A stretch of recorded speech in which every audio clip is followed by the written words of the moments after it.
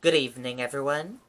I'm Riley King, and welcome to the Riley King Newscast, right here on the Riley King Network. Let's begin. First up, Governor Chris Sununu vetoes death penalty repeal bill. Veto made despite veto-proof margins in legislature. A showdown in the New Hampshire legislature is coming after the governor vetoed a bill Friday to repeal the state's death penalty. Governor Chris Sununu called the repeal an injustice as he signed the veto in a building named after Manchester police officer Michael Briggs, who was killed in the line of duty in 2006. The man convicted of killing Briggs, Michael Addison, is New Hampshire's only death row inmate. The governor was flanked by members of law enforcement departments and surrounded by Briggs' family members. The last time an execution was carried out in the state was 1939. Supporters of the death penalty said that's proof that in New Hampshire it is used only when appropriate. With Briggs' widow standing behind him, Sununu vetoed the bill, which passed the House and Senate with enough votes to override the veto.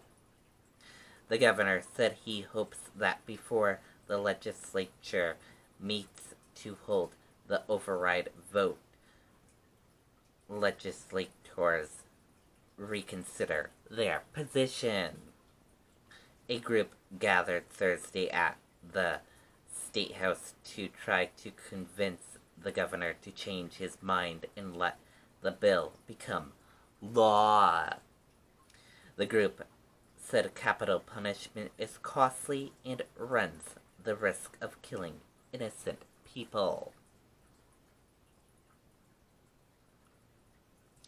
And now let's take a look at that U.S. stock market and see how your U.S. stock market closed for this Friday evening. And here's a look at your evening U.S. stock market.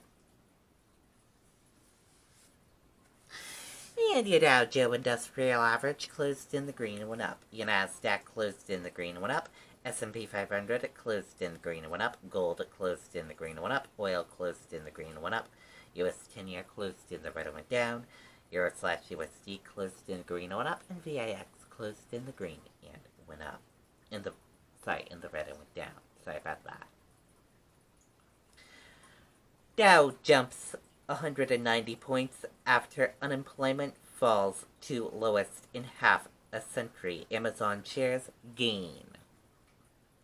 Stocks rose on Friday, rebounding from a two-day loss as data showed U.S. job creations with stronger than expected in April. UNC instructor who escaped school shooting says students were running for their lives. A professor whose class was the site of the deadly school shooting at the University of North Carolina at Charlotte is giving his account of what actually went down inside the room. And that does it for the Riley King Newscast right here on the Riley King Network. I hope you all have a great rest of your Friday evening, and I'll see you back here tomorrow for another newscast. And I have a news report coming up in a little bit. Good night, everyone. Bye.